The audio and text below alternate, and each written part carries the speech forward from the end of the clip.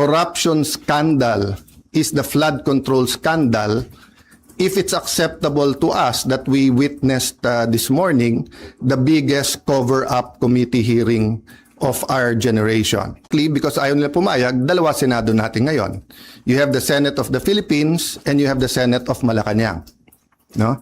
So yung Senate of Malacanang had the hearing kanina, and you have two Blue Ribbons Committee.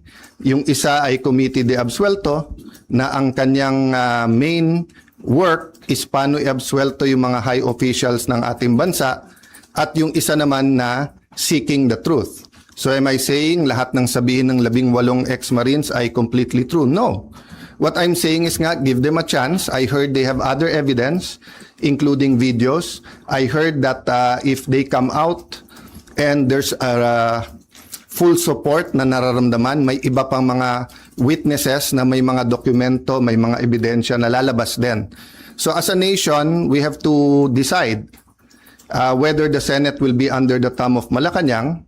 And now that it is very clear to us that the biggest ever corruption scandal is the flood control scandal, if it's acceptable to us that we witnessed this morning the biggest cover-up committee hearing